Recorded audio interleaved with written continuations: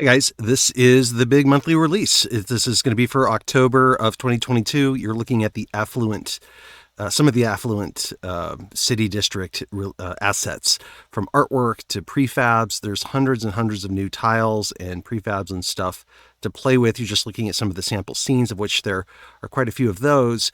And this is all for the basic Foundry release. Not only all of these components, they play well with all of the other sets, and let you design a whole bunch of things that you couldn't design before. But I also introduce some additional tiles. So we've made a bunch of new tiles that you can now drop into your VTTs, and you're looking at some of them here. Some of them are even recolorable. And yeah, just stuff to help you dress your scenes. And because you liked them so much from the last time, I also added some more of these 2D overlay components for you guys. Again, all part of even just the basic release. Now, as far as the advanced Foundry release, you're looking at some of the new 3D assets. You can now build bigger, different dungeons. You can build caves. There's some new components added for cities and stuff like that. You're just looking at some of the sample scenes here. Here's a cultist layer. We're going to jump into detail in all of these in just a little bit, but these are also highly optimized. We optimize them yet again. Just going forward, we have a really, really good and efficient system for optimizing assets, and you guys will see more and more stuff from us here in the future. And again, these are just some of the sample scenes that you can get with advanced Foundry tier. And hopefully you guys like this.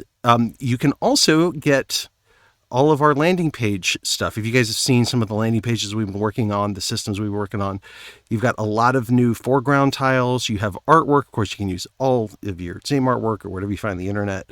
And we've created a system of landing pages that is super functional, modular, lets you create additional landing pages. You can have dedicated landing pages just for characters, just for each one of your characters, because they're so easy to build now. We give you a bunch of sample scenes. We're going to do a whole tutorial on this, but you can just see some of these components and these tiles just kind of working together. You're not looking at even any of the automation and stuff that we've got built into here, but you've got prefabs and automation components.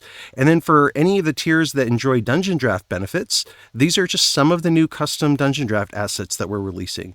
All modular, all set around the theme of kit bashing. These are all colorable, and it's just super flexible and things that you can use for face value, or you can use them for entirely different purposes, but just kit bashing whatever you want out of these things. And there will be a bunch of prefabs actually made of all of these components, in case you want to use their individual parts, actually posted on the Patreon channel. So with that, let's get started with the deep dive. Okay, so first let's look at the modules that you need to install. When you look at all the Baileywiki modules, you're going to have the 3D module that's got new content. You have the landing pages module that's got new content. You also have the, like usual, first of all, there's the new District 5 Affluent module, and then the Towns module has also some of the new content, dependency for other ones, and then nuts and bolts will have a little bit as well. So those are ones you want to update. There's also some modules that I suggest you get if you don't have them already. The first one's Quick Scale. Quick Scale, I've always talked about, it's super convenient. It's almost necessary when you're dealing with landing pages that don't have margin around them. And then Mass Edit, I'm using the Patreon here. The free one is perfectly fine for what you need, but it's so helpful, especially if you need to make some big edits to lights for a scene that was in V9 and moved to V10. And then Tile Sort is super helpful. It's a premium module by Ripper, but if you're going to actually build scenes with all these tile sets, it's super helpful because you can have lots and lots of tiles on a single thing. Now, as far as where it's all at, you're going to look for all the new content here. When you finally import the new content from the compendiums, you'll see them in here. You've got all these different scenes, and you've got also V9 and V10 versions of some of the 3D content, as well as the landing pages, just because there's some changes between those two. We wanted the V10 GMs to be able to enjoy some of this new content. We are not officially supporting V10 until the next release, when we're actually going to transition our development world into Foundry V10. So the next release will be only V10 capable. So if you're seeing this and you're not yet on Foundry V10, we recommend that you do move over And by the next one, you'll want to definitely do that. You're going to find all of the different components also in the prefabs sections. You've got different sets for 3D. You're going to have some updated sets and some new things added to some existing sets. And then you're also going to have all the different prefabs and whatnot associated with the new Affluent scenes. You do have all of these in compendiums. You can find them and then use that little icon, the little arrow icon to pull them in. Now let's walk through some of the new assets. This is all of the prefabs and all the major components for the Affluent system. Most of these do come in prefabs. You do have some Michael Gelfi audio that you can enjoy with some of these new scenes, and you can see where they're located. There are interactive elements like these torches, and you've seen some of those before. And then you have prefab sets, and then you've also got a bunch of different tiles. These aren't necessarily as prefabs, so you can always click into the tile to see where they're at. The same goes for the roofs. They're not set up as prefabs. And then there's a lot of new artwork. This is just some of it. This is some of the artwork that you can use to support some of the Affluent scenes. And then the scenes themselves, you can peruse them as well. This one actually shows off some of that new 2D terrain stuff that I gave you a little bit last month, gave you even more this month. It's just super helpful, makes scenes a lot more interesting. Here's sort of a castle gate where you've got some significant altitude changes, makes for an interesting skirmish map. Here's just some of the pieces of actually a few sets, including the castle set and the new Affluent building set, kind of pieced together just to show you how it all works together. And we're just navigating around the first floor of this. But you can go into this and you can see how it's constructed, so you can make changes or you can make your own scenes just like it. Here's an example of one of the Affluent streets, just using a lot of these assets in different ways that you can kind of see how they work together. So this map is explorable. There's also facade buildings, so not all of the buildings are explorable just for performance reasons. You don't want too many walls, too many buildings. But you can just see how some of this stuff works here, and you can get in, navigate it around as a player. Here's another scene. This could be in the same district, the same Affluent district, just showing you again more of the pieces, how they work together, and using pieces from all the other sets to kind of bring it all together in a really nice way. This is another scene. This is a larger scene. It's explorable, and just shows you how like those balconies work, right? Those are sort of garden balconies. And we can navigate around here as GMs, see how it's laid out, and then decide how we want to build our stories into it.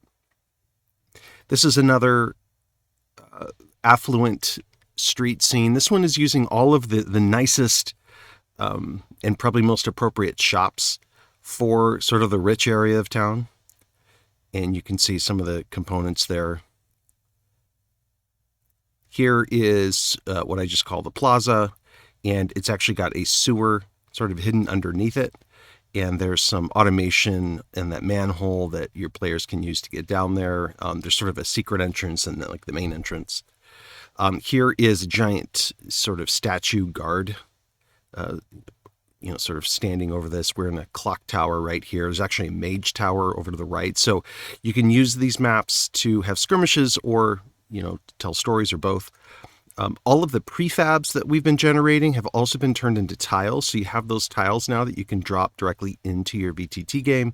Some of them are even colored in this sort of neutral gray so that you can color them after the fact or once you put them into your scene in case you want to pick these colors yourself.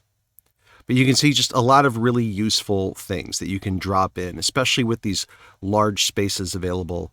We have more things to add clutter.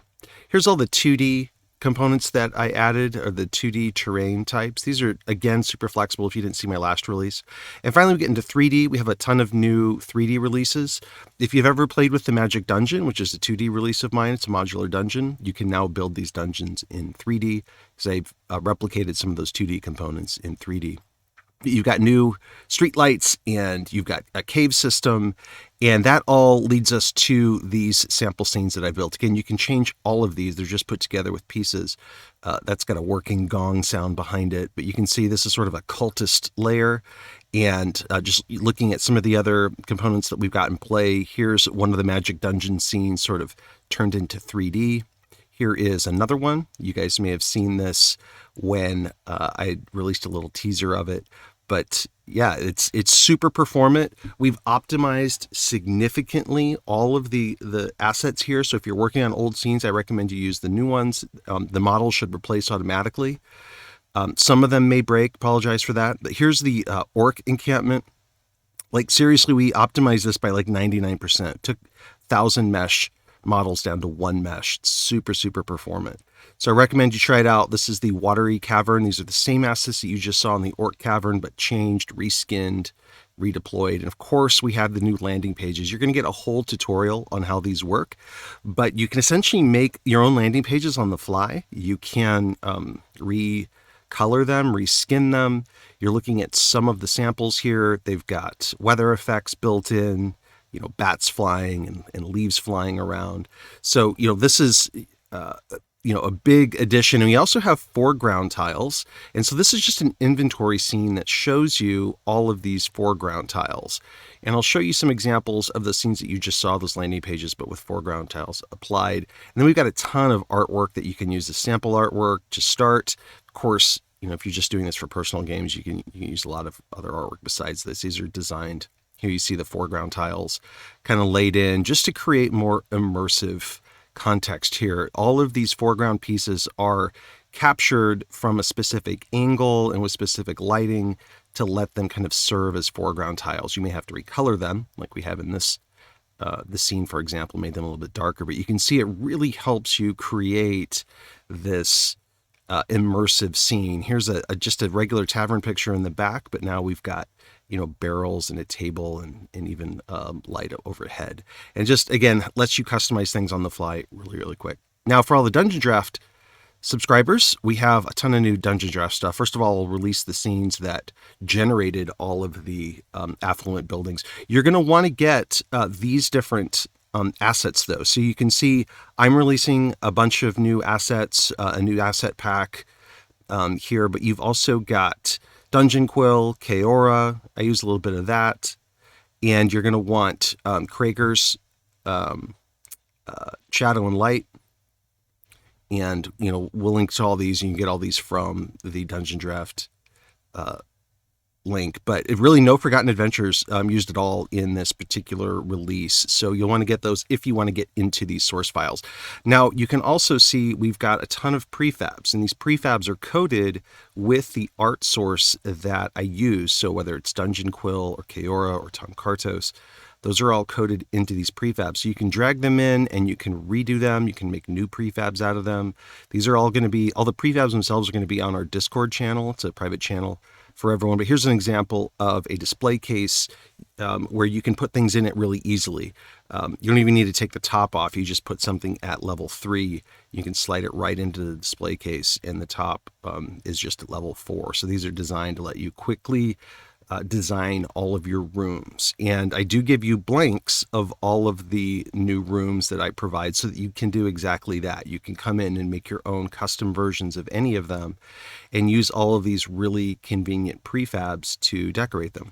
Now, maybe you don't want to use prefabs. Maybe you want to use the actual tiles themselves. So all of those prefabs have also been turned into tiles so that you can just pull them in. I'll show you those here in a second, but you can see all the different components that make the affluent rooms. The entrance rooms have their own entrances. You can see that we've got some new roof types and things like that. So yeah, if you want to make this your own, just come on in here and design away. Now, I talked about the kit bashed items that you just saw. They're alternative prefabs. Well, they're also in assets. And I've also created and released additional assets. You're looking at some of my custom assets here, different types of blades and handles, all colorable, all super interesting, I think, and useful for kit bashing. You can use them in their intended form or something totally different. We just really went for interesting shapes, the ability to recolor everything. You've got all these different blades that can work in so many different capacities. Like that blade could be so many different things, even other than a blade. And just all the components, just pulling them out and making components out of them, because you never know how you might want to use one of these when you're designing. You can see some of these have certain colorable parts. These axe heads and handles are separated so that you can mix and match them and combine them in different ways. Make your own custom assets after the fact, or your custom prefabs. And this is just how these things kind of fit together. But again, that axe may not be an axe at all. It may be something entirely different, just a decor item or something to make your walls look more interesting, something to dress up your tables, that kind of thing. But yeah, just play around with all of these. Again, most of them are colorable, so you can change. You can have blue blade, and maybe they end up making the ski of a sleigh or something. Also trying to create more interesting angles for some of your components, so you can have swords that are leaning up against the wall and things like that. And just like really going for super flexible stuff in general. Here's all the kit bash items you saw before. Many of them are colorable. You can change the color to see which components are. Sometimes we wanted to make the bedspread colorable or the wood colorable, kind of picking one or the other. But you can just kind of scan through these. It uses the same artist codes before, just so you know like where the original artwork came from. I highly recommend that you guys get your hands on Dungeon Quill, Kaora, Tom Kartos if you don't already. It just really expands your overall palette of assets. And yeah, these are just prefabs to help you do really quick design work, right? You need gear in a lot of rooms. You need tables. You need, paintings and things like that. So, really our goal is to give you just some super flexible things that we don't really see enough of out there, that we thought it'd be good to try to fill some holes. Here's some busts, right, that are always good for decor.